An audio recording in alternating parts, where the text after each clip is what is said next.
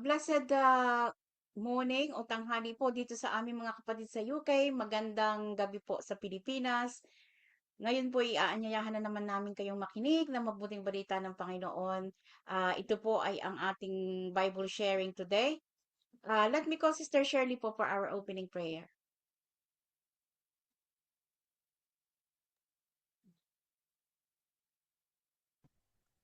Dakilang Ama, makapangyarihan sa lahat. Ikaw po ang Diyos na buhay at Diyos na walang hanggan.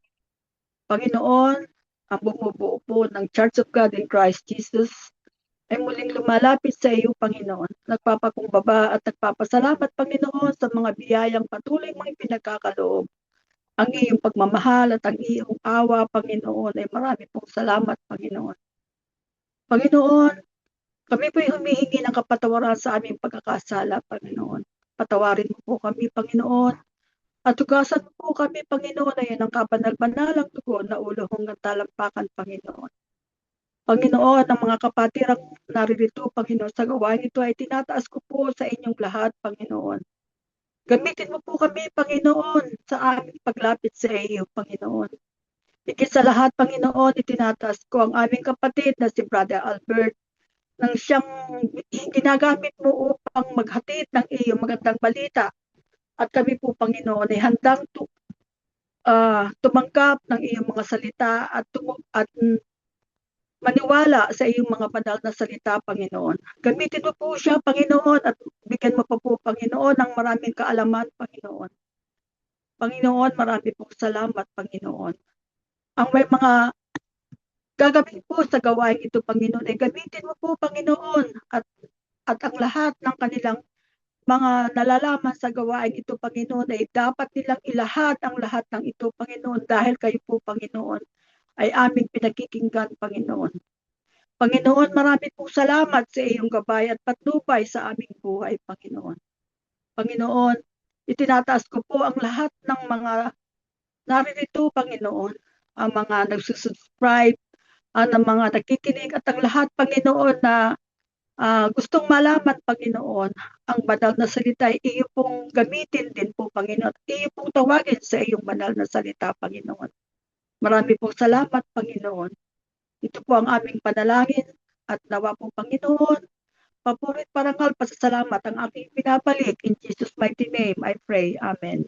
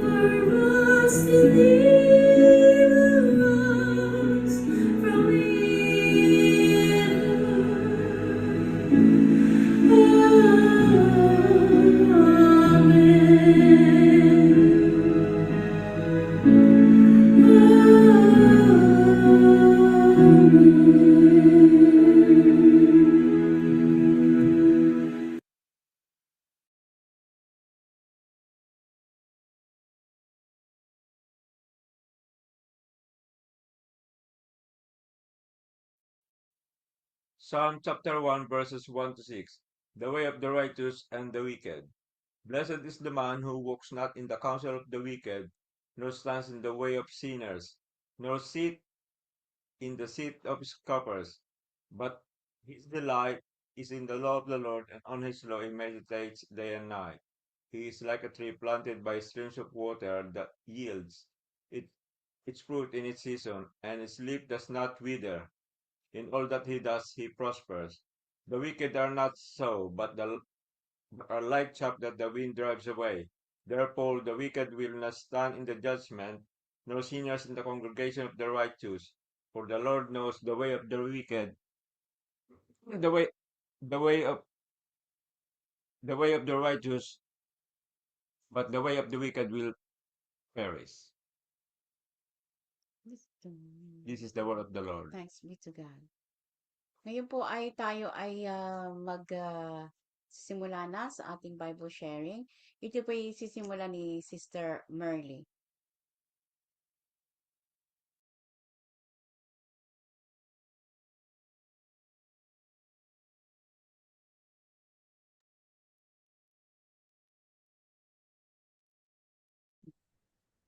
Ang aking isi-share ay mula kay San Marcos 3 verse 1 to 6. Muling pumasok si Jesus sa sinagoga at naroon ang isang lalaki na hindi maigalaw ang kamay at mayroon ding gustong magsumbong tungkol kay Jesus. Kaya nagmasid sila at baka pagalingin siya ni Jesus sa araw ng pahinga. At sinabi naman niya sa taong hindi may galaw ang kamay, tumindig ka sa gitna, at sa kanya sila tinanong, ano ang pinahihintulot sa araw ng pahinga? Gumawa ng mabuti o gumawa ng masama? Magligtas ng buhay o pumatay? At di sila umimik. Nalungkot si Jesus dahil sa katigasan ng kanilang puso. Kaya galit niyang tiningnan silang lahat at sinabi sa lalaki, iunat mo ang iyong kamay. Iniunat nga ng tao ang kamay at gumaling ito. Pagkalabas ng mga Pariseyo, nakipagtipon sila sa mga kakampi ni Herodes para masiraan nila siya. Alin ba ang mas tama? Matigas na ulo o matigas na puso? Sa salin sa English, ang ito ay hardness of heart. Magkaugnay naman ang dalawa, kaya nagiging matigas ang ulo ay dahil matigas ang puso ng tao. Kapag tumigas ang puso, ang isip ay hindi na nakakakilala at ang kamay ay ayaw ng kumilos. Wala nang pakiramdam. Ang nais ni Jesus ay malinis at masunuring puso na hindi pinatitigas ng kahalayan at kapalaluan. Ang nais ng Panginoon ay pusong marunong makadama ng pangangailangan ng kapwa. Matigas ang puso kapag hindi nakaririnig ng daing ng mga naghihirap. Manhid ang puso kapag ayaw makinig sa tawag ng pagbabago. Ayaw ng Panginoon sa ganyang uri ng puso na nakaugat sa matigas na ulong suwakil at walang pakundangan. Lumalambot ang ulo kapag hinubog ang tamang aral. Natututuhan ang pagsunod at pagpapasailalim. Susunod na diyan ang paglambot ng puso. Kapag natanggap ng isip ang pangangailangan, magpapailalim ang puso ay magiging mababang loob. Tunay na magkaugnay ang hardness of heart at hardness of head. Kapwa sila hadlang sa paglalago sa kapwa para silang huhubugin upang umunlad sa katuwiran at kabutihan. Ang sadya talagang maraming taong matigas ang puso. Matigas ang puso, may katigasan ng ulo. Pag matigas ang puso, walang Wala sa puso nila ang maawain. Kaya nilang tikisin o tiisin ang lalo na yung mga lalo na yung nakagawa ng hindi maganda sa taong iyon. Kaya nila itong tiisin.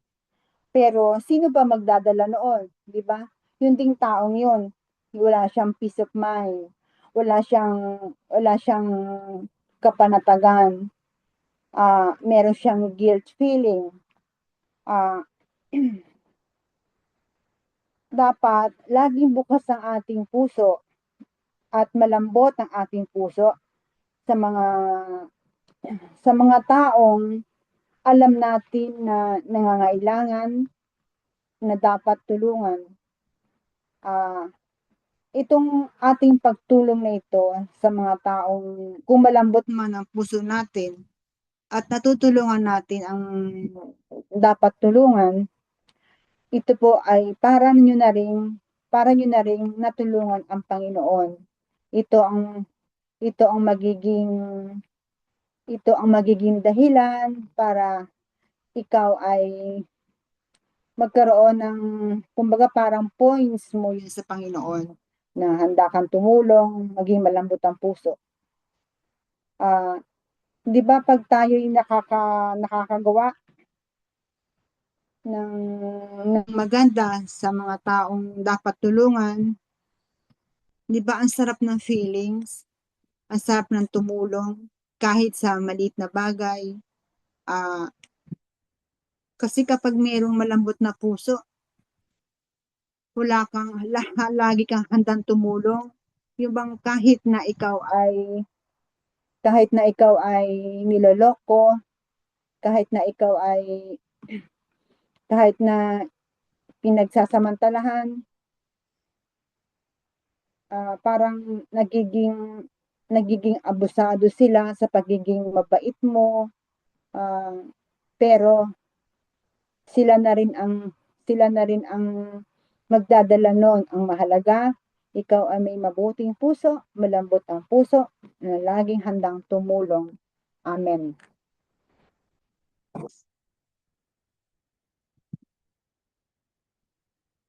Thank you po, Sister Merly. Ngayon naman po ito ay si Sister Elby.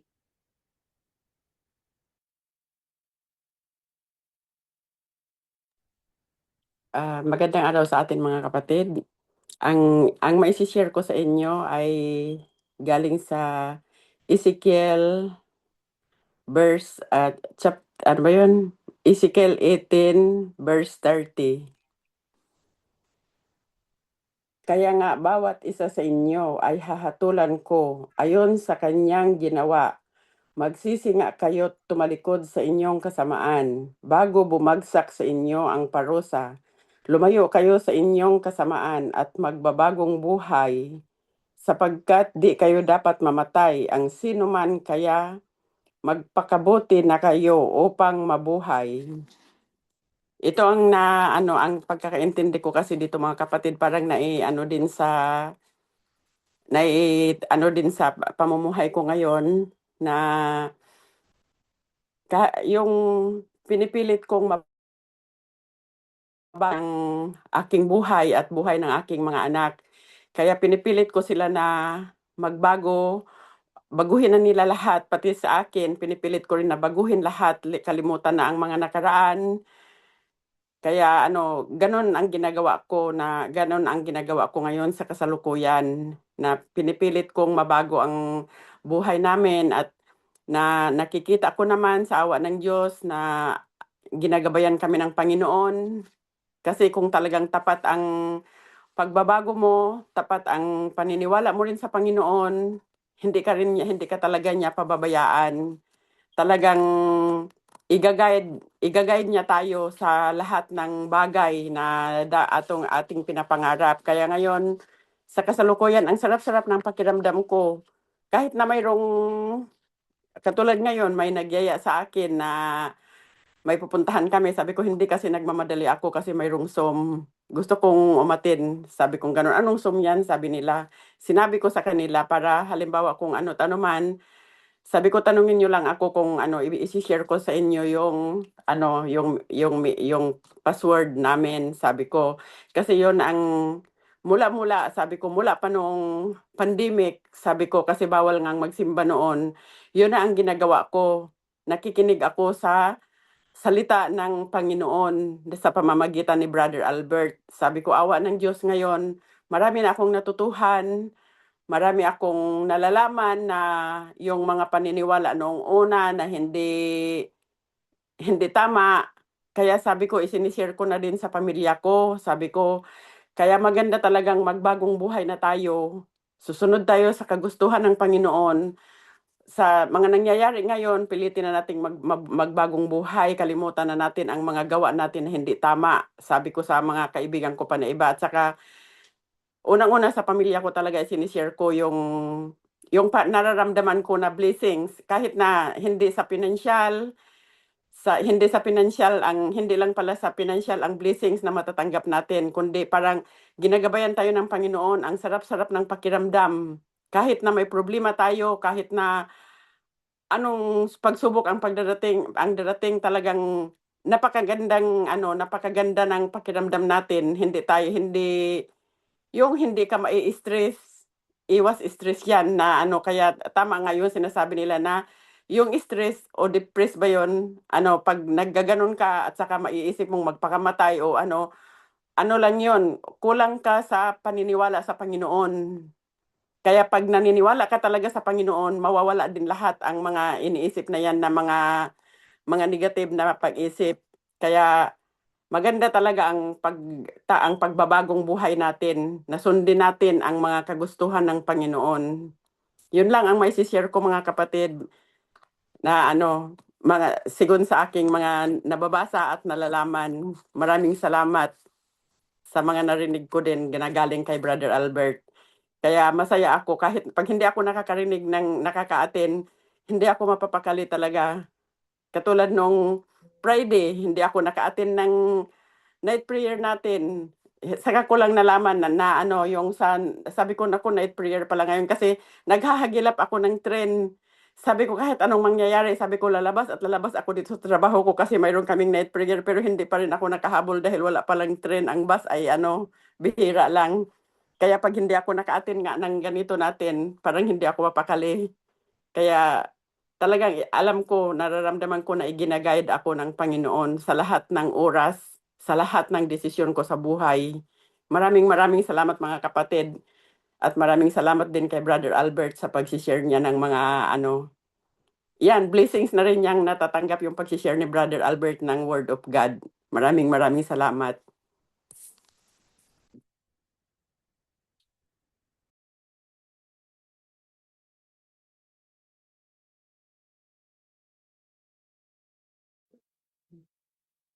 Parang araw po sa inyo mga kapatid. Ang aking pong isa ay mula po sa aklat ng Santiago sa chapter 1 verses 21 to 24. Ito po sinasabi, kaya't ihiwalay ninyo ang lahat na karmihan at ang pag-apaw ng kasamaan at tanggapin ninyo na may kaamuan ang salitang itinanim na makapagliligtas ng inyong kaluluwa.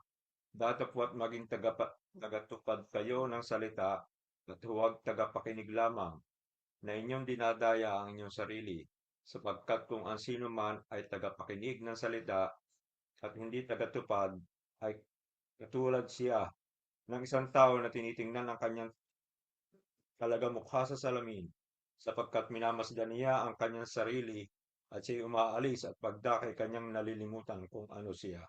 Siguro po ito nakasulat na ito mga kapatid. Dito po sa verse 22, datapot maging tagapagtupad kayo ng salita at huwag tagapakinig lamang na inyong dinadaya ang inyong sarili. Ah, tama talaga pong napakatunay nitong sinasabi nito sa aklat nito, sapagkat tayo po ay bilang tinawag ay dapat ay hindi po tayo nakikinig lang. Lahat po ng ating napapakinggan mula sa salita ng Diyos ay dapat po ay ginagawa natin na walang ika nga po ay wala tayong hinanakit sa ating kalooban sapagkat yun po ang makakapagdala sa atin sa kaligtasan, yung pong pagtupad nito at pagsasabuhay. At sa ating pong katatayuan, kagaya po ng ginagawa ko po sa aking sarili. Sa ngayon po ako ay bahay trabaho. Kuminsan nakakamiss din po yung nakikihalubilo sa mga kaibigan, ngunit yun po ay limitado na ngayon sa amin sapagkat may mga mas prioridad po na dapat naming pagtuunan ng pansin. Unang-una, ang aming pamilya, ang aming mga anak na nagsisilakihan na siguro naman ay hindi lingid sa inyo na may anak kaming napaligaw ng landas. Kaya kami po ay tumutuon na lang sa mga pansariling sa pamilya, ika nga po.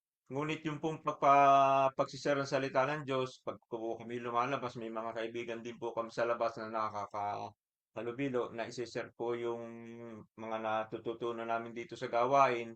Ngunit siguro po ay pagka po kami nagse-share, yun po kasi mga nakaka-share namin ay siyempre may nandiyan po yung mga iba-ibang mga sekta ay mostly naman po yung nakakasama namin sa labas, mga Katoliko. Ngunit ang kagandahan lamang po, pagka po nakakaunawa po sila sa Biblia, pagka po yung salita ay galing sa bibig lang, na walang patunay sa Biblia, siyempre makaka-open po yun. Pero pagka nakikita po nila na binabasa namin yung aming sineshare, natatanggap po nila sapagkat tanggap din naman po nila na Diyos po yung nagsasalita.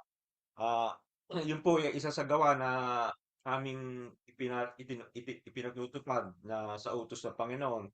Sapagkat dito rin po sa aklat ng Santiago, doon po sa verse 2, ito po ang sinasabi naman sa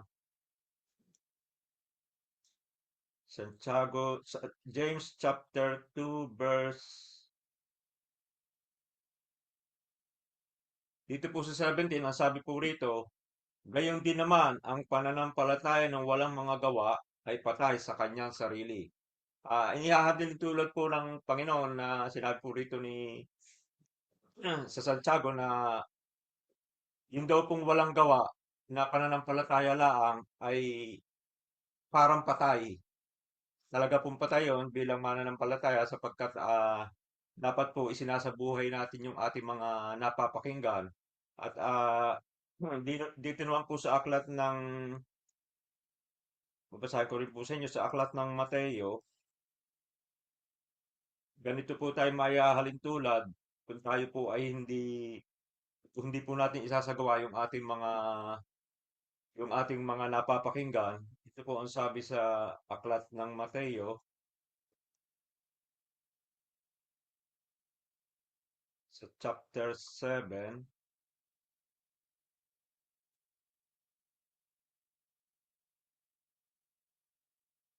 Ito po ang sabi sa 27, 26 po, sisimula sa 26. At ang bawat dumirinig ng aking mga salitang ito at hindi ginaganap ay matutulad sa isang taong mangmang na itinayo ang kanyang bahay sa buhanginan at lumagpak ang ulan at bumaha at humihip ang hangin at hinampas ang bahay na iyon at nabagsak at kakilakilabot ang kanyang pagbagsak. Ganon daw po ang mangyayari sa atin kung tayo pagdadaanan ng mga pagsubok sa ating buhay ay tayo po ay manghihina hanggang sa mawawalan tayo magtatanong tayo sa ating sarili, kuminsan nga po, sa aking lumang buhay po, kuminsan nasisisi ko ang Diyos kung bakit nangyayari sa akin yun, sa Kanya ko na itatanong kung bakit niya ako napapabayaan ng ganun. Sapagkat nung pong araw, ay hindi ko pa po masyadong natatalastas kung sino talaga ang tunay na Diyos, kung sino ang dapat na tunay na sambahin. Ngunit ngayon po na naalaman po namin ang katotohanan, nalinawan po kami nalinawan po kaming mag-asawa sa pagdating sa pananampalataya ay yung po mga pagsubok hanggang ngayon, yung mga dumaan sa aming pagsubok hanggang sa ngayon ay amin pong napapaglabanan sapagkat alam po namin na may Diyos na nasa sa na gumagabay sa amin. May Diyos na hindi kami pababayaan anuman po ang mga pagsubok na dumaan sa aming buhay. Ito man ay mamaterial, sa kalusugan man o kung saan man po. Basta lagi pong siya, ramdam po namin na lagi siyang naandyan. At kaya nga po, yung paborito kong verse dito sa Biblia, i-share ko po sa inyo muli, doon po sa Aklat ng Mateo, chapter 6:33. Ang sabi po rito ay ganito.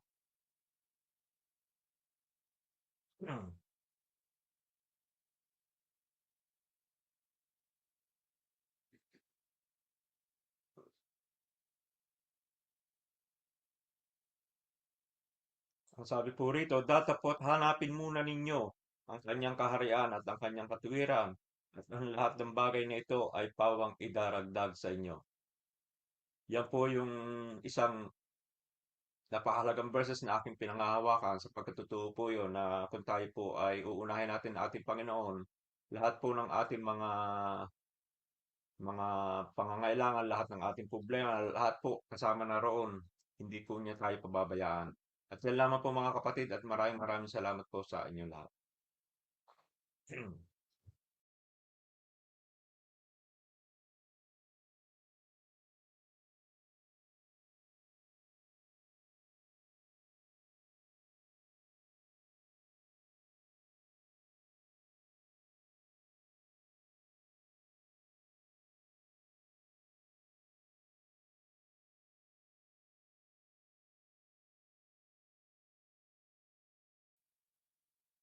Ngayon naman po si Sister Shirley.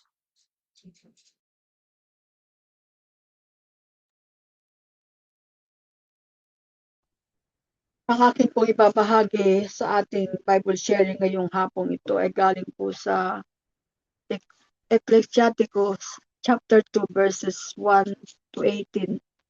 Medyo mahaba-haba ito dahil ito po ang aking naging buhay sa aking paglilingkod sa Panginoon. Anak ko, kung nais mong maglingkod sa Panginoon ay humanda ka sa mga pagsubok. Maging tapat ka at magpakatatag. Huwag kang masisira ng loob sa panahon ng kasawian. Manalig ka sa Panginoon at huwag kang lalayo sa Kanya. Kung nais mong tumiwasay habang nabubuhay. Tanggapin mo ang anumang ipagkakaloob niya sa iyo. Tiisin mo ang kadustaan kahit ano ang mangyari. Kung ang ginto ay dinadalisay sa apoy, ang banal ay sinusubok ng Panginoon sa apoy ng pagtitiis. Magtiwala ka at tutulungan ka niya, maging tapat ka sa kanya at makakaasa ka. Kayong may takot sa Panginoon ay maghintay kayo sa kanyang habag. Huwag kayong lalayo sa kanyang hindi kayo mapapahamak. Kayong may takot sa Panginoon ay magtiwala kayo sa kanya at walang salang tatanggap kayo ng gantimpala. Kayong lahat na may takot sa Panginoon, umasa kayo sa kanya. Pagpapalain niya kayo, pasasaganain at paliligayahan magpakailanman. Tingnan ninyo ang nangyari sa ating mga ninuno. May nagtiwala sa Panginoon at nasiphayo. Na manatiling maglingkod sa kanya sa kanyang magtiwala, may natili pang naglingkod sa kanyang pinabayaan. May tumawag ba sa kanya na hindi niya dininig? Sapagkat mawain at mapagpatawad ang Panginoon.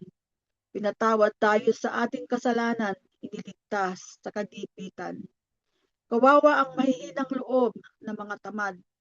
Kawawa ang mga kasalanang mapagkunwari. Kawawa ang mahinang loob, ayaw nilang magtiwala. Kaya hindi naman sila tatangkilikin. Kawawa kayong mga nawala ng pag-asa at ayaw makibaka. Ano ang gagawin ninyo sa paniningil ng Panginoon? Ang may takot sa Panginoon ay may sumusuway sa kanyang utos. Ang mga umibig sa kanya ay namumuhay ayon sa kanyang kalooban. Kung ang may takot sa Panginoon ay nagsisikap na ay bigyan ng lugod. Ang kanyang kautusan ay umiiral sa buhay na ang mga umiibig sa kanya. Ang may takot sa Panginoon ay handang maglingkod sa kanya. Nagpapakababa sila'y sa kanyang harapan, sabi nila. Ipagkakatiwala natin ang ating buhay sa Panginoon sa halip sa mga tao sapagkat kapantay ang kamahalan sa kanyang habag. Ito pong lahat ng verses na sinabi ko po ay na nanggaling sa ating banal na kasulatan. Ito po ay taos-puso po ako nagpapasalamat sa gawain ito. Higit sa lahat sa ating Panginoon. At ito po ay talagang nangyari sa aking buhay. Ang iba ay totoong bunga ng aking buong pagkatao at sa aking matatag na pananampalataya ay ako'y naglilingkod at ang Panginoon ang siya ang aking puno ng aking pananampalataya. Ang mga pagsubok na dumating sa aking buhay ay aking pong tinatanggap. Kailangan lang natin ay ang tapat at determinado kung ano ang mga darating sa hamon ng ating buhay. Nagkaroon ako ng pag-asa at ang mga iyon ay sa mga darating na araw tayo manatili at huwag lalayo sa Panginoon at kung nais maging magtagumpay ang ating pamumuhay. At ako man ang aking kapalaran at ang aking tatanggapin kung ano man po ang mga nangyayari sa aking buhay. Kung ang ginto nga ay dinadalisay sa apoy, ay tayo po ay ang ating pong puso ay nagkakaroon at sa ating pananampalataya ay naroon ang pagtitiis at nagdudulot po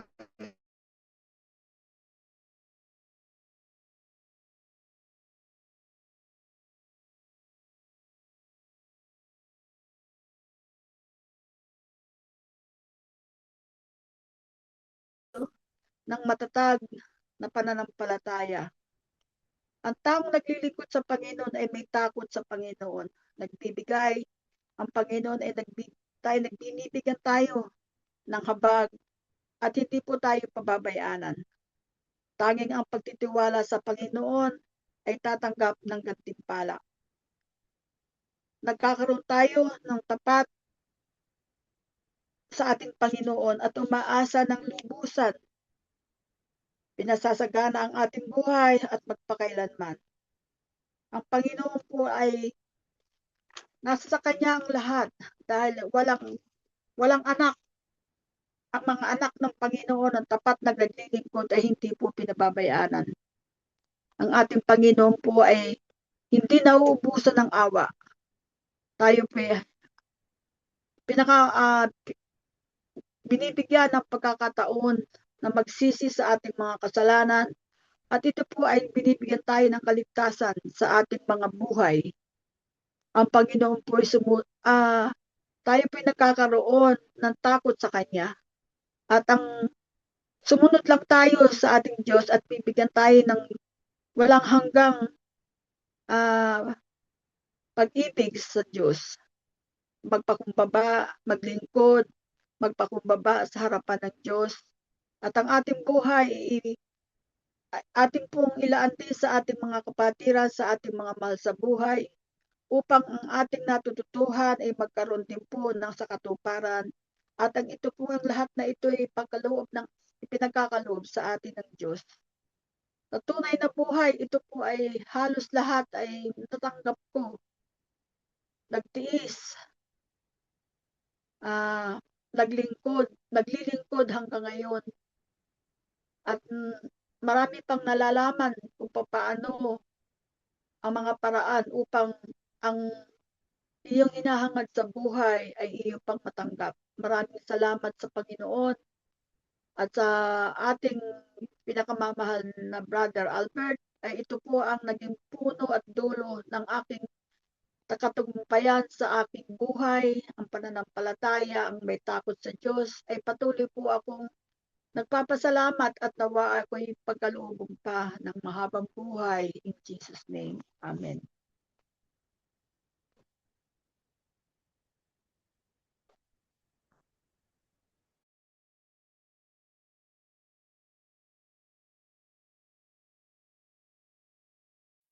Ngayon naman po ay marinig natin si Brother Albert. Salamat po sa ating mga kapatid na nag-share ng kanilang mga Word of God.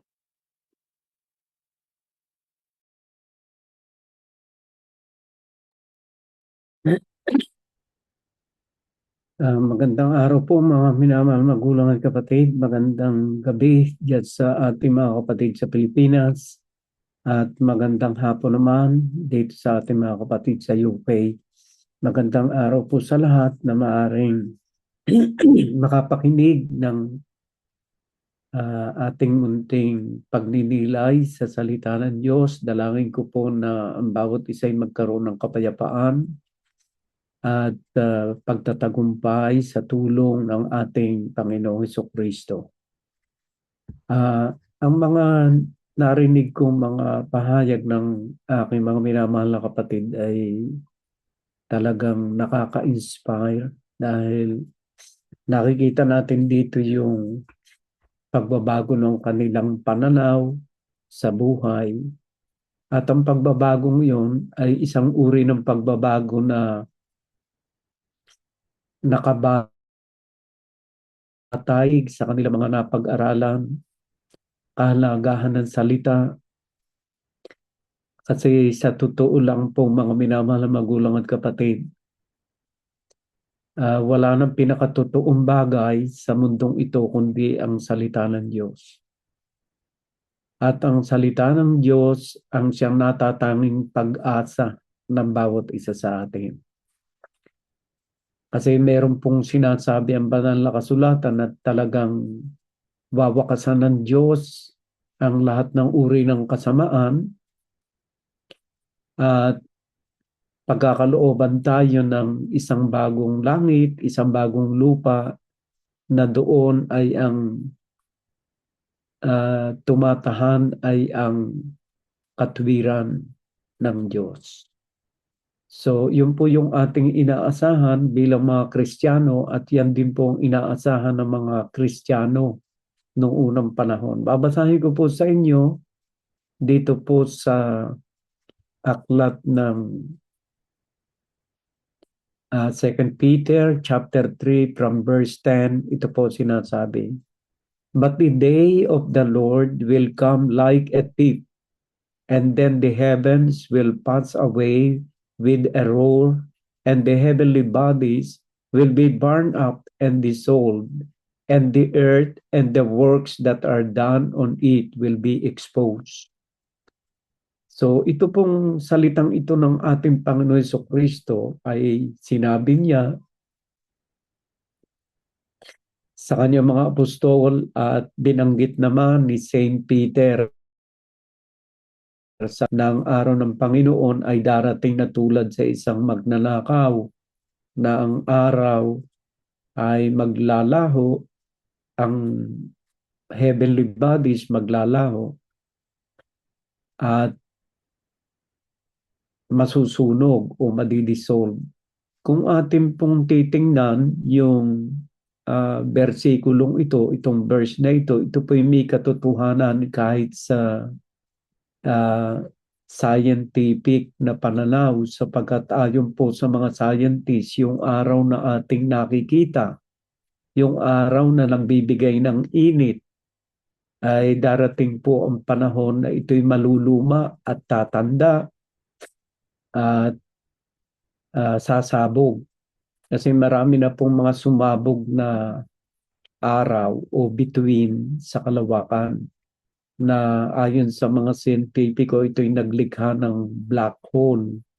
Alam po ninyo, pagka ang isang bituin, yan po kasing bituin natin dito sa ating solar system ay yung araw. Pag sumabog po pala yung bituin o yung araw, lumilikha ng isang malaking black hole sa kalawakan na kahit na anong liwanag ay hindi maglalagos sa black hole na yon. Ito po ay nagpapatunay na ang bituin o ang araw ay mayroong wakas.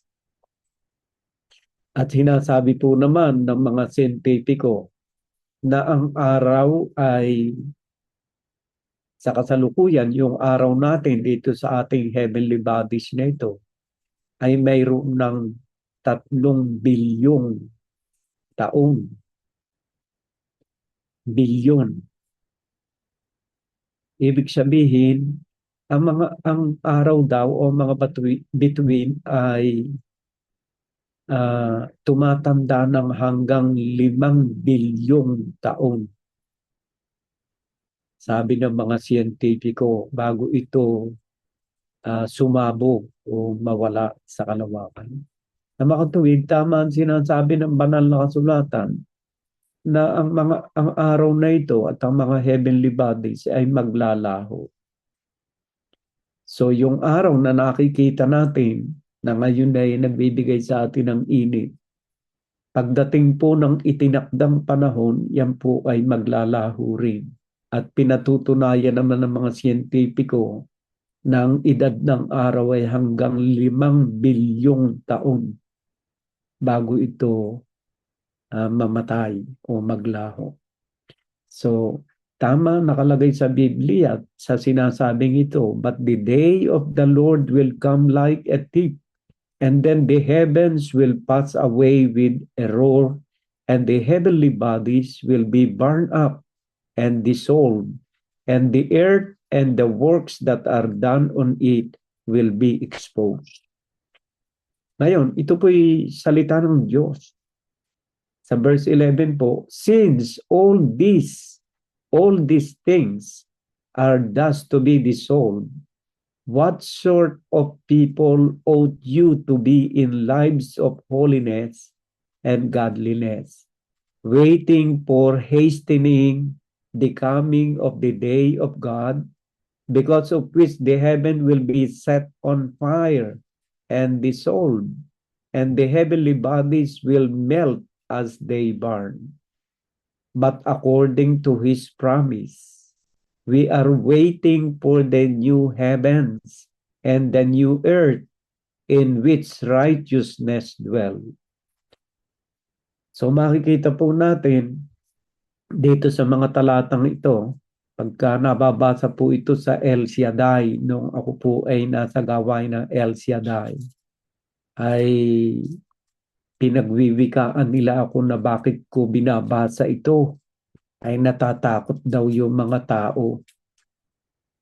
Ay alam po ninyo, ang salita ng Diyos, hindi po ito nananakot.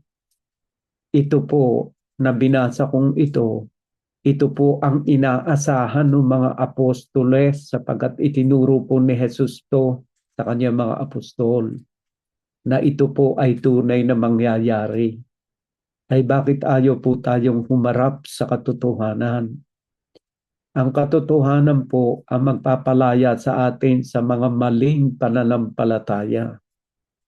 Ito po ay sinabi ng ating Panginoon Jesucristo at ipinasa ng kanyang mga apostol sa atin upang dito ay matuto tayo sa katotohanan. Ayan. Ang sabi po rito, but according to his promise, we are waiting for new heavens and new earth in which righteousness dwell. Ay bakit nga po wawakasan na itong daigdig na ito at yung heavenly bodies na ito? Ay kasi po hindi na ito tinitirahan ng katwiran. Ang mga tao po mas ginugusto ay yung kasamaan kaysa kabutihan. Kaya patungo sa pagkawasak ang daigdig, patungo sa pagkawasak ang mundong ito dahil hindi na tinitira ng katwiran. Napakarami pong mga Katoliko at mga Protestante ang naging ateista na. Siguro marahil sa kakulangan ng kaalaman sa Biblia ay mas madali silang nahikayat ng mga ateista Yung mga wala ng hindi naniniwala ng existence ng Diyos, yun po yung ateista. Napapaniwala sila dahil sa kakulangan ng kaalaman sa salita ng Diyos. At mapalad po tayo dahil tayo po, kumbaga man tayo ay nakakabasa ng mga babasahin na nagsasabing tayo ay galing sa ebolusyon, ay tayo naniniwala pa rin na tayo ay nilikha ng Diyos. So, meron pong pangako ang Diyos na bagong langit. Bakit po siya mangangako ng bagong langit kung ang lupa rin ito ang ating mamanahin? Ay nangako po siya ng bagong langit kasi wawakasan niya itong langit at lupang ito. Kaya sinabi po niya, heaven and earth will pass away, but my words will not pass away. So sa salita ng ating Panginoon Jesucristo sa Mateo 24:35 ay malinaw na sinasabing maglalaho ang langit at ang lupa, at yan po may pinatutunayan ng mga pag-aaral ng mga siyentipiko sa ating kapanahunan na talagang maluluma at maglalaho ang lupa at ang langit. So my dear brothers and sisters, ano po ibig ko sabihin dito? Na ang ating pong panghahawakan, ating aasahan ay ang pangako ng Diyos na totoo na mayroong isang bagong langit at bagong lupa na kanyang ipagkakaloob. At yung pong bagong langit at bagong lupa, ang maaari lamang tumira doon ay yung mga taong namumuhay sa katuwiran. Ay ano po ba yung katuwiran na dapat gawain ng mga tao upang siya magmana ng bagong langit at bagong lupa? Ano po ba yung katuwiran na iyon? So yung katuwiran pong iyon ay nakalagay din po sa Biblia para yun ang ating ganapin, yun ang ating sundin.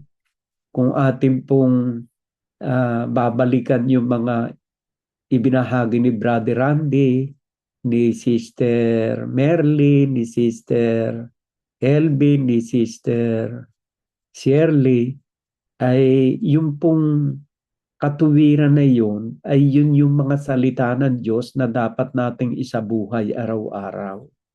So my dear brothers and sisters, sa Roma chapter 7, verse 12,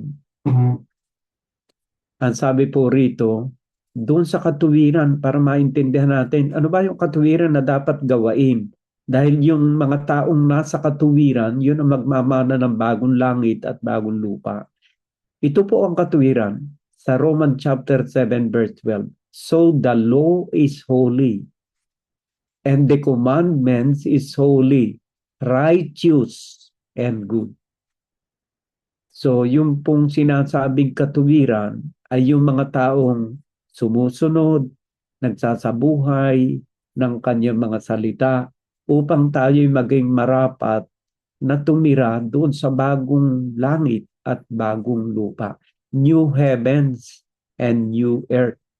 Ngayon, para natin maintindihan lubot, baka sabihin niyo gawa-gawa lang ito, ating pangbasahin sa aklat ng Revelation chapter 21 verse 1. Ito po yung mga nakita ni Saint John sa kanyang isinulat na Apokalipsis. Ang sabi po rito sa chapter 21 verse 1, Then I saw a new heaven and a new earth, for the first heaven and the first earth had passed away, and the sea was no more.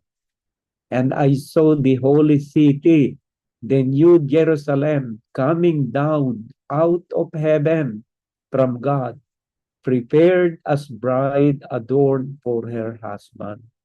So dito po malinaw na ipinakikita na mayroong ihahanda ang Diyos na bagong langit at bagong lupa. Hindi po ito lupang ito.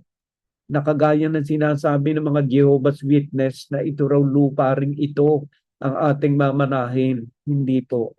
Itong lupang ito is going to pass away.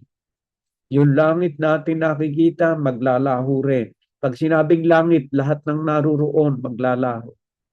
Pero merong bagong langit at bagong lupa na tatahanan ng katwiran ng Diyos. So tayo ay sinasanay na ng Panginoon na sumunod sa kanyang katwiran upang tayo'y makatira sa bagong langit at bagong lupa. Sino ang titira doon? Yung mga taong, sabi nga ni Brother Randy kanina, huwag tayong tigapakinig lamang, kundi the doers of the word. Si Sister Shirley naman, dapat tayo ay baguhin na natin ang ating buhay. Anong klaseng pagbabago? Pagbabago na ayon sa righteousness, sa commandments, sa utos ng Diyos. Yun ang pagbabagong magmamana sa bagong langit at bagong lupa. At kay Sister Merly naman, yung may pusong laman. Alam po ninyo, merong pusong bato merong pusong laman binabanggit sa Biblia. Kaya nga sabi ng Diyos sa mga sulat ng mga apostol, do not harden your heart. Nakikiusap nga ang Diyos na huwag pagmatigasin ng puso Kaya mahirap sa atin, matigas ang ating puso. Yung ating palataya, ayaw nating bitawan. Nagmamatigas tayo roon. Dahil tayo, ang katwiran natin kung saan tayo nagising, ay doon na rin tayo mamamatay. Maling katwiran po yun. Dapat po, kung tayo may nagising sa mali, matuto tayong humarap sa katotohanan, sa totoo. Alisin natin ang mali at ang ating tanggapin yung tama upang tayo'y makaisa doon sa bagong lang na tinatahanan ng mga taong sumusunod sa kanyang katwiran at sa kanyang mga kautusan. Doon po sa aklat ng Juan, kung tayo man ay matigas ang ating puso noon, ay may pangako naman ng Diyos sa lumang tipan pa, ipinangako na yan. Gaano mang katigas ang iyong puso, kayang baguhin ng Diyos ang pusong yan. Kaya nga sabi nga ni Sister Merly, ang problema yung katigasan ng puso. At yan din naman ang pinuproblema ng ating Panginoon Jesucristo nung siya namuna ang pangako ng Diyos sa mga may pusong hard o yung matigas na puso. Sa Ezekiel chapter 36 verse 26, ito po ang sabi ng Diyos. Pangako po ito sa darating na panahon. Dapat tayo po ay maniwala rito. Sa aklat po na Ezekiel chapter 36 verse 26, ang sabi po ng Diyos ay ganito, and I will give you a new heart, and a new spirit I will put within you, and I will remove the heart of stone from your flesh and give you a heart of flesh. And I will put my spirit within you and cause you to walk on my statute and be careful to obey my rules. Alam po ninyo, pag ang puso natin pinatigas na tulad ng isang bato, ay hindi tatanggap ng aral. Ang nalalagyan po at nagiging handa sa tunay na pagbabago yung pusong laman, yung pusong handang umunawa, pusong handang tumanggap, pusong handang magmahal. Yan po yung puso na gusto ng Diyos na ilagay sa bawat isa sa atin.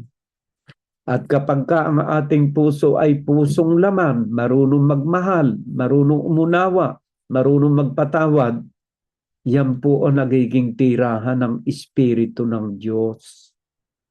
At kapag ang Espiritu ng Diyos ang nananahan sa ating puso, makakita ka nga lang ng pulubi sa tabing daan, nahahabag ka na Bakit? Kasi ikaw ay may pusong laman, hindi pusong bato.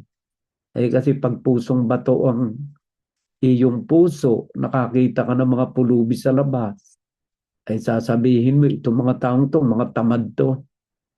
Dapat dito huwag mong bibigyan para sila'y matuto. Pero pag may pusong laman, ang unang naramdaman ng isang tao yung awa, yung habag sa kanyang kapwa. At yan po yung madali nating maintindihan kung may pusong bato ka o may pusong laman. Makita ka lang na may sakit ang unang pakiramdam mo, awa habag. Makita ka ng isang taong pulubi o mahirap sa daan ang unang naramdaman mo, awa, habag. Bakit? Kasi meron kang pusong laman na ipinagkaloob ng Diyos. At ang Espiritu ng Diyos nananahan dun sa pusong laman. Ito, pangako nga po ito kailan ito magaganap? And I heard, bibigyan ko kayo ng bagong puso. And a new spirit I will put within you. And I will remove the heart of stone from your flesh and give you a heart of flesh. Yun na lang isang magulang na makita ang kanyang mga anak.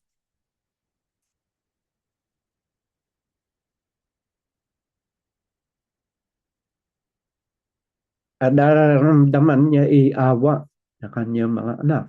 Ang isang anak naman na may pusong laman, ganun din sa kanyang magulang. So, yung pusong laman na ito, ang ninanais ng Diyos na magkaroon tayo ng isang pusong laman at hindi isang pusong bato. Huwag natin pagmatigasin ang ating puso. Basahin po natin sa Bagong Tipan.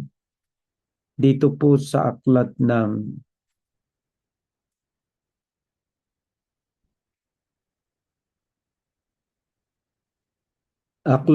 Hebrew chapter 3 from verse 7.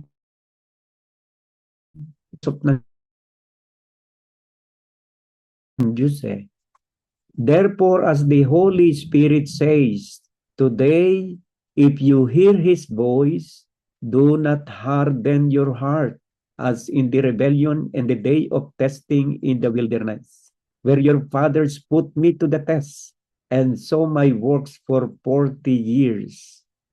Therefore, I was provoked with that generation and said, they always go astray in their heart. They have not known my ways. Pakiusap nga po yan ng banal na Espiritu na huwag natin pagmatigasin ang ating puso. Anong ibig sabihin? Pagkarinig natin ng salita ng Diyos, total, ito naman ay galing sa bibig ng Diyos, paniwalaan natin. Tanggapin natin. Kung tayo'y naniniwala sa doktor, pag sinabing huwag kang kumain ng ganito, bawal ang ganito, ay siguro lalo tayong dapat na maniwala sa Diyos. Sapagkat ang Diyos ay higit na kapanipaniwala ang kanyang mga salita. Ang salita po kasi ng Diyos pinahalagahan yan ng napakaraming mga tao. Ni Haring David, sobra po ang pagpapahalaga ni Haring David sa salita ng Diyos. Mas mahigit pa nga sa kayamanan ang pagpapahalaga niya. Ano po sinasabi ng banal na kasulatan sa pagpapahalaga ni Haring David sa salita ng Diyos?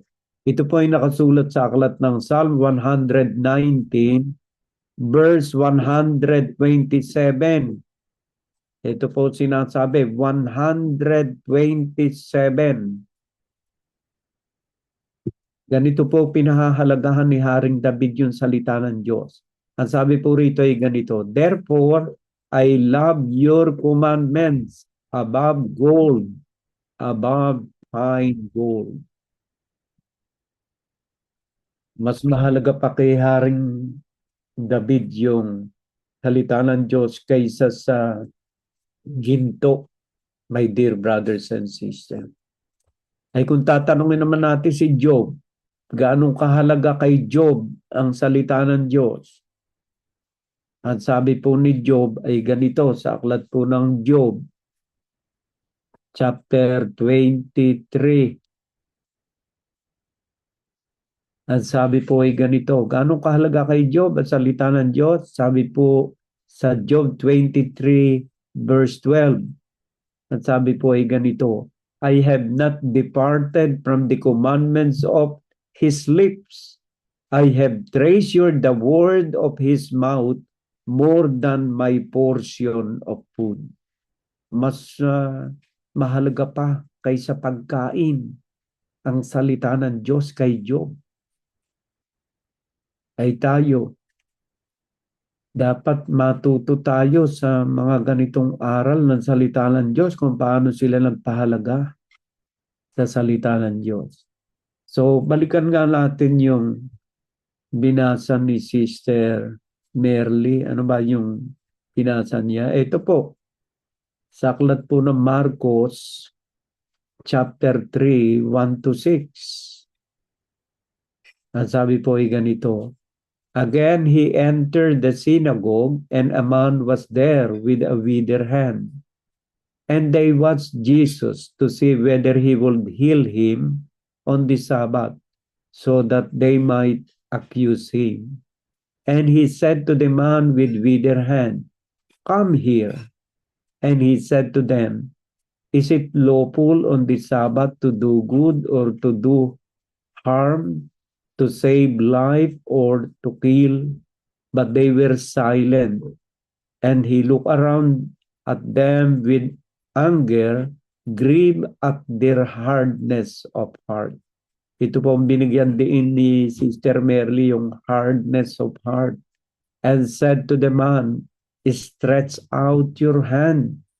He stretched it out, and his hand was restored. The Pharisees went out and immediately held counsel with the Herodian against him, how to destroy him. So makikita po natin, yung po kasing aral ng Sabat, araw po ng pamamahinga yon, yun po ay talagang pinapractice ng mga Pharisee. Sapagat yun po ay batas ni Moises na tayo po ay 6 na araw na magtatrabaho at sa ika-7 araw ng pahinga ay nagpagaling ang ating Panginoon Jesucristo. So makikita natin dito na siya ay talagang hinahanapan ng butas ng mga Pariseyo kung paano siya mawawasa. So my dear brothers and sisters, sa pagtingin ng ating Panginoon Jesucristo sa kanyang paligid, ay siya'y nalungkot dahil sa katigasan ng kanilang puso. Talagang pag ang puso po ay matigas, wala ka na maituturo eh. Hindi handang tumanggap ng salita ng Diyos ang matigas na puso. Ay ano po ba ang nagpapatigas sa puso? Ang nagpapatigas po kasi sa puso yung kasalanan eh. Ay pagkang isang tao ay gumun sa sugal, pinapatigas ng sugal ang kanyang puso. Kaya walang makapagpayo sa kanya eh. Hindi mo basta siya mahango sa kanyang bisyo. Kasi pinatigas ng kasalanan ang kanyang puso. Lahat ng mga bisyo at kasalanan at kahinaan ng isang tao nakakapagpatigas ng kanyang puso. Kahit yung mga bisyo natin, pinatitigas ang ating puso. Kaya kahit na anong klaseng pagpapayo, ay walang magawa. Pero meron pong nakakapagpalambot ng puso. At ang nakakapagpalambot po ng puso ay walang iba kundi ang Diyos na nangako sa aklat ng Ezekiel 36:26 na aalisin ko ang kanilang pusong bato at bibigyan ko sila ng pusong laman. Ang Diyos po ang nakagagawa noon. Ano ngayon ang dapat nating gawin sa mga taong tumigas ang puso? Kasi yung pagtigas po ng puso, yan po naging Problema rin ng ating Panginoon Kristo kahit sa kanya mga alagad. Kung babasahin po natin sa aklat ng Marcos chapter 16 verse 14, ang sabi po ng ating Panginoon sa kanya mga alagad, afterward he appeared to the 11 themselves as they were reclining at table, and he rebuked them for their unbelief and hardness of heart, because they had not believed those who saw him after he had risen.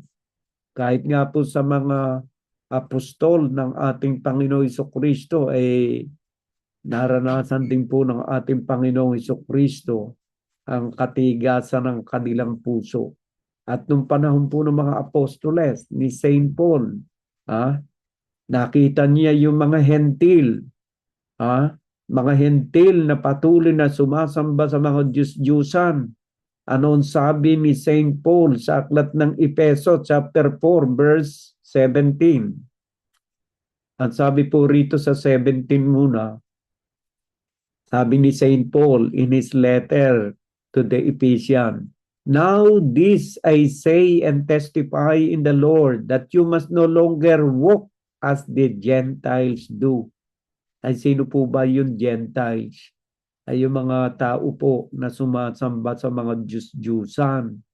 In the futility of their minds, they are darkened in their understanding, alienated from the life of God because of the ignorance that is in them due to their hardness of heart.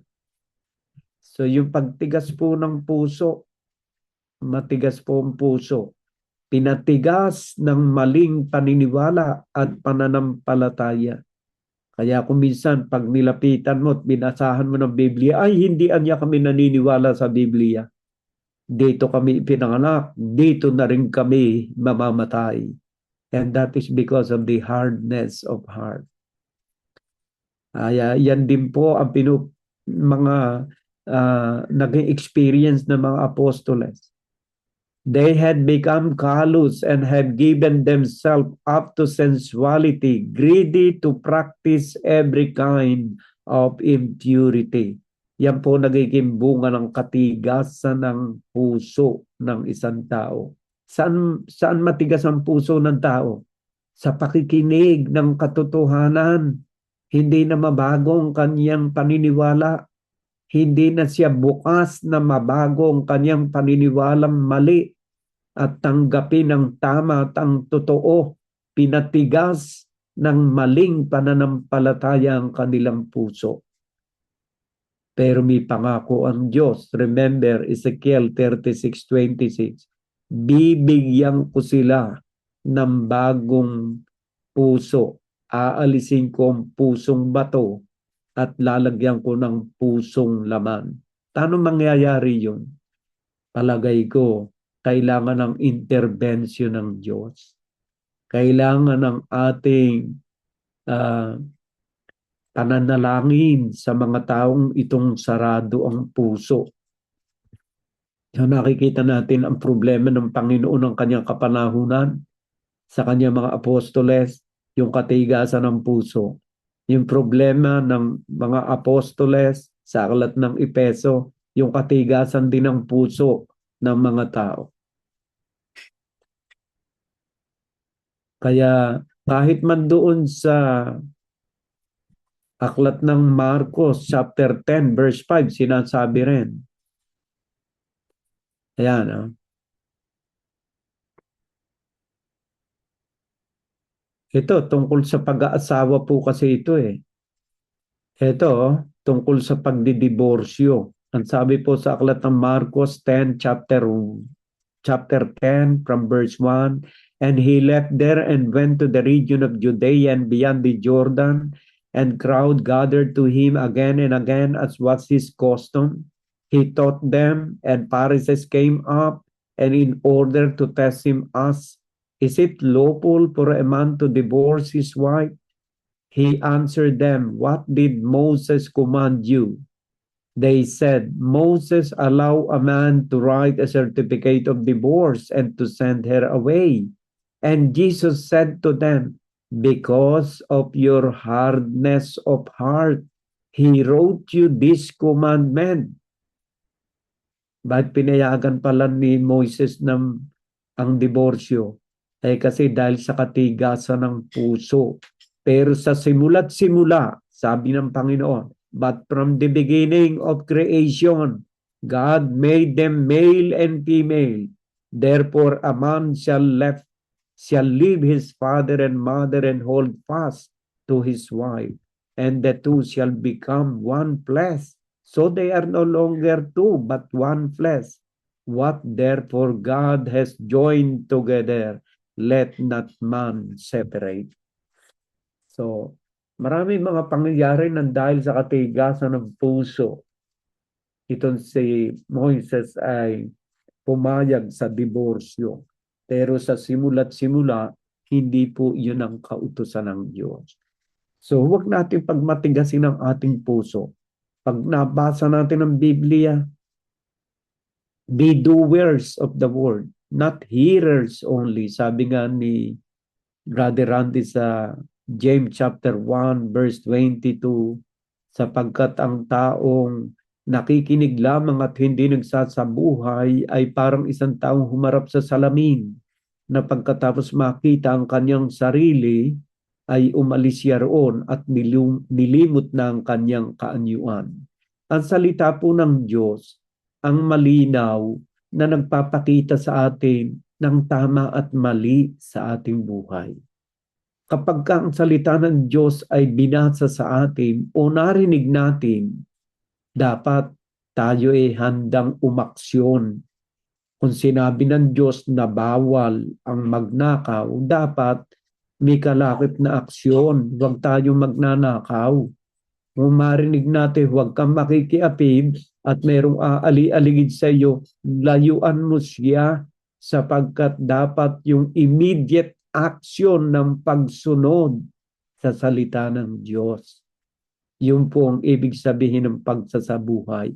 Ang salita po ng Diyos ay isang salamin na napakalinaw na nagpapakita ng ating mga dumi-dumi sa ating hitsura.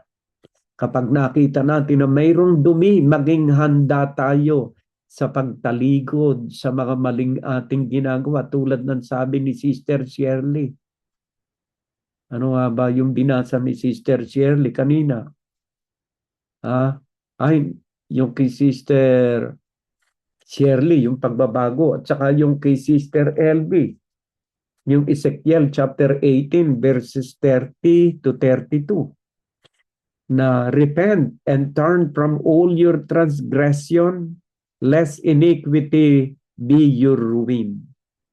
Kaya nga po tayo pinapapagsisi kaagad. Kasi alam po naman natin yung kasalanan magdudulot sa atin ng kapahamakan. Inihalimbawa pa nga ni Brother Randy kanina, yung Mateo chapter 7 verse 26. Ang isang taong matalino na nagtayo ng kanyang bahay ay isang taong nakikinig ng salita ng Diyos at nagsasabuhay nito. Yun ang kahulugan ng isang taong matalino na nagtayo ng kanyang bahay sa ibabaw ng bato. Dumating ang unos, ang bagyo, ngunit ang bahay na yaon ay nanatiling nakatayo. Bakit? Sapagkat ang kinatitirikan nito ay bato. Na ang ibig sabihin, ang taong matalinong ito ay ang taong nakinig at nagsabuhay ng kanyang banal na salita. Ang paghatol po ng Diyos ay hindi lamang sa ating napakinggan. Ang paghatol po ng Diyos ay kung paano natin ginawa at sinunod ang kanyang mga kautusan. Pagdating po ng Judgment Day, my dear brothers and sisters, hahatulan tayo ayon sa ating mga ginawa, hindi lamang ayon sa ating napakinggan. Basahin po natin sa Revelation chapter 20:12. And I saw the dead, great and small, standing before the throne, and books were open.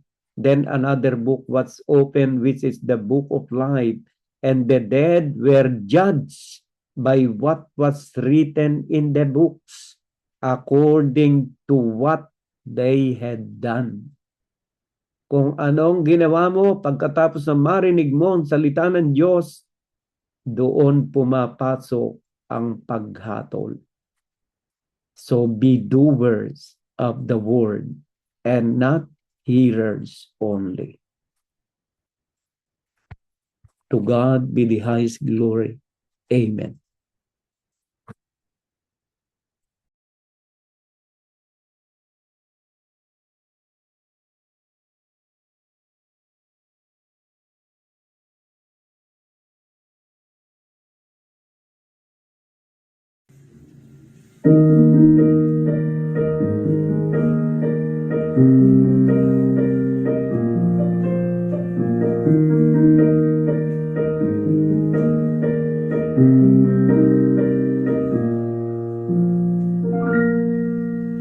Who am I in the Lord of all the earth? Can't know my name, can't feel my heart. Who am I with the bright and morning star? I choose to light the way for my ever-wandering heart. Not because of who I am, but because of what you've done. Not because of what I've done, but because of who you are. I am flower quickly fading, here today and gone tomorrow. A wave of tossed in the ocean, vapor and the wind, still you hear me when I'm calling. Lord, you catch me when I'm falling, and you told me who I am. I am yours,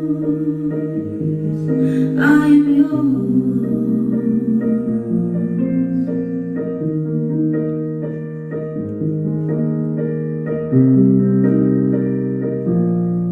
Who am I to the eyes that see my sin? Look at me with love and watch me rise again. Who am I that the voice that calmed the sea would come up through the rain and the calm would storm in me? Not because of who I am, but because of what you've done. Not because of what I've done, but because of who you are. I am flower quickly fading, here today and gone tomorrow. Wave a tossed in the ocean, vapor and the wind, still you hear me when I'm calling. Will you catch me when I'm falling? And you told me who I am. I am yours.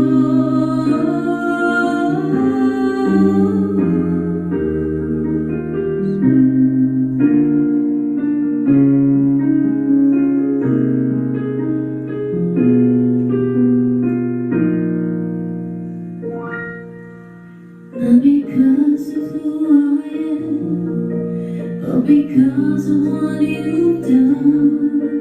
Not because of what I've done, but because of who you are.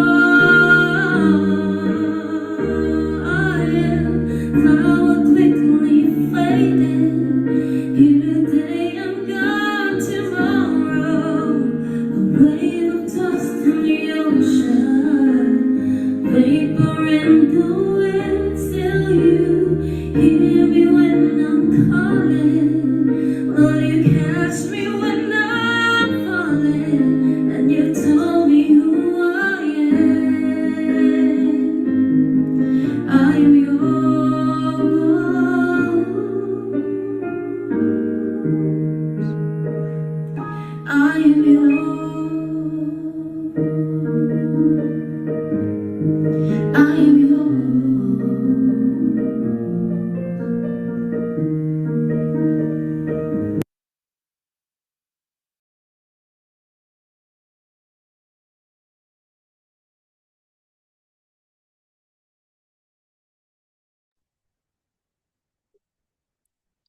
Yes, Lord. Maraming salamat po, Lord, sa panibagong pagtatapos na naman ng araw na ito, Panginoon. Maraming salamat, Lord. At nagampanan na naman po namin, Panginoon, ang aming gawain, Panginoon, upang makinig ng inyong mga banal na salita. Maraming salamat po, Panginoon. Ikaw po ang aming kataas-taasan na hari sa lahat ng hari. Naniniwala po kami sa inyo, Panginoon, sa lahat ng inyong mga kagustuhan ay aming masusunod, Panginoon. Maraming salamat po, Panginoon, sa pag-guide ninyo sa amin, Panginoon, sa buong isang linggo, Lord. Maraming salamat po, Panginoon, sa pagbibigay ninyo ng aming mga kaalaman sa lahat ng oras, Panginoon, na nandoon kayo, Panginoon, sa aming tabi, Panginoon. Nakatingin po kayo sa amin, Lord. Maraming salamat po, Lord. Itinataas ko po sa inyo, Panginoon, ang aking mga kapatid, Panginoon, dito sa Church of God in Christ Jesus, Panginoon, sa pagbibigay ninyo ng kanilang mga kaalaman, sa pag-share, Panginoon, ng inyong mga banal na salita, lalong-lalo na, Lord, si Brother Albert, Panginoon, na siya ang laging nangunguna sa amin, Panginoon, sa pag-share ng inyong mga banal na salita, Panginoon. Itinataas ko po siya, Panginoon, sa inyo, Lord, na naway bigyan niyo pa po siya, Panginoon, ng mas marami pang kaalaman, Panginoon. Mas marami pa siyang masaliksik, Panginoon, na inyong mga salita, Panginoon, para maibahagi niya sa amin, Panginoon. Naway bigyan niyo pa po siya, Panginoon, ng mahabang buhay, silang mag-asawa, Panginoon, lakas ng pangangatawan, Panginoon. Ilayo niyo po sila, Panginoon, sa mga kapahamakan, Panginoon. I-guide niyo po sila, Lord, sa lahat ng oras, Panginoon, kung saan man sila magpunta, Panginoon, kasama ang kanilang mga buong pamilya, Panginoon. Ganon din po, Lord, itinataas ko po sa inyo ang iba ko pang mga kapatiran dito, Panginoon, sila Sister Shirley. Naway bigyan niyo rin po siya, Panginoon, ng lakas ng pangangatawan lagi, Panginoon, at tuluyan na pong gumaling sa lahat ng mga karamdaman, Panginoon. At i-guide niyo po siya, Lord, sa lahat ng kanyang mga pinupuntahan, Panginoon. Pati na po, Lord, kasama po, Lord, ang kanyang buong pamilya, Panginoon. Ang paghahatid sundo niya sa kanyang mga apo, Panginoon, sa darating na naman na pasukan, Lord. Kayo na po ang bahala sa kanya, Panginoon, sa pag-alaga niya sa kanyang mga apo. I-guide niyo po siya lagi, Panginoon. Lagi niyo pong liwanagan. Pangunahan niyo po siya, Panginoon, sa lahat ng oras, Panginoon, sa lahat ng kanyang mga desisyon, Panginoon. Ganon din po, Lord, sila Sister Levi, sila Brother Randy, kasama ang kanilang mga buong pamilya, Lord. Naway bigyan niyo rin po sila ng lakas ng pangangatawan, Panginoon. I-guide niyo po sila, Panginoon, sa lahat ng oras, Panginoon. Sila Sister Merly, Panginoon, at ang kanilang buong pamilya, Lord. At sila Sister Joy, sila Sister Amor, sa lahat po, Panginoon, ng aming mga kapatiran dito, Panginoon, ang aking mga anak, Panginoon, sila Cheryl, at ang aking mga apo, Panginoon, sila Aileen, at ang kanyang asawa, at ang kanilang mga anak, Lord. Naway, bigyan niyo po kami ng lakas, Panginoon, sa darating na bagong taon, Panginoon. Maraming salamat po, Lord, sa binigay niyo sa amin na mga blessings, Panginoon, sa buong isang taon, Panginoon, na pag-guide ninyo sa amin, Panginoon, at napapaunlad po namin, Panginoon, ang mga kaalaman na aming mga naririnig sa mga na inyong mga banal na salita, Panginoon, sa pamamagitan ni Brother Albert, Panginoon. Naway patuloy mo kaming gabayan, Panginoon. I-guide mo kami lagi, Panginoon, sa lahat ng oras, Lord. Sa panibagong taon na darating, Panginoon, naway patuloy po, Panginoon, ang pag-guide nyo sa amin, pagbibigay ng lakas ng pangangatawan, Lord. Yun po, Panginoon, ang aming number 1 na hiling sa inyo, Panginoon. Sa darating na taon, Panginoon, naway kami pong lahat, Panginoon, ay maging masaya sa pamumuhay namin, Panginoon. Hindi po namin hinahangan po, Panginoon, ang maraming kayamanan, Panginoon. Ang hinahangad po namin, Panginoon, ay kayamanan sa aming mga katawan, Panginoon, kayamanan sa aming mga kalusugan, Panginoon. Kasama po, Lord, ang aming buong pamilya, Panginoon. Yun po, Panginoon, ang number 1 na aming hiling sa inyo, Panginoon. Naway i-guide nyo kami, Panginoon. Huwag nyo pong hayaan, Lord, na mayroong manghihina sa amin, Panginoon, sa paniniwala sa inyo, Panginoon. At naway ang mga kapatiran namin, Panginoon, na nagsialis, Panginoon, naway maliwanagan po ang kanilang mga pag-iisip, Panginoon, na muli silang magsibalik, Panginoon, upang makinig ng inyong mga banal na salita, Lord. Naway ang lahat ng aming buong pamilya, Panginoon, At ang aming buong bansa, Panginoon, ay maging matiwasay, Panginoon, sa darating na panibagong taon, Panginoon. At itong bansa din na aming kinatungtungan, Panginoon, naway maging maayos din po, Panginoon. At patuloy-patuloy din po sana, Panginoon, na kami makapagtrabaho ng maayos, Lord, upang kami po ay, Panginoon, ay makatulong din po, Panginoon, sa aming mga kapatiran, mga kamag-anakan ng mga nangangailangan, Panginoon, sa aming mga pamilya, Lord. Maraming salamat po, Lord, sa inyong kabutihan sa amin, Lord, sa hindi ninyo pagbitiw sa amin, Panginoon, sa pagbibigay ninyo sa amin, Panginoon, ng magandang kalusugan at mas marami pang kaalaman, Panginoon, sa mga taon pang mga darating, Panginoon. Maraming salamat po, Lord, sa inyong paggabay sa amin, Panginoon. At kami po'y humihingi din po ng kapatawaran, Panginoon, sa aming mga nagawang mga pagkakasala, Panginoon. Maraming salamat po, Lord.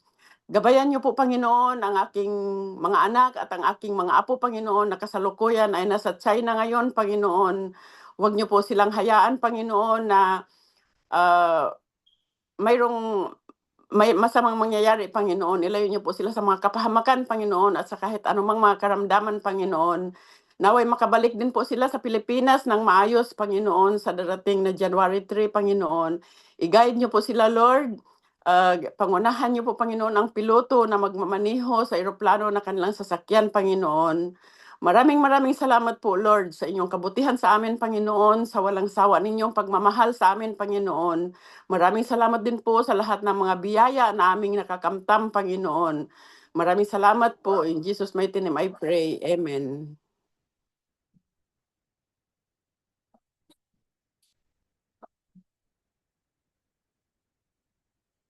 Maraming salamat po sa inyong lahat at nawa po tayo'y pagpalain ng Panginoon at gabayan sa darating na linggo.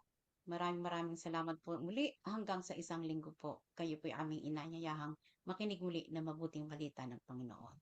God bless us all.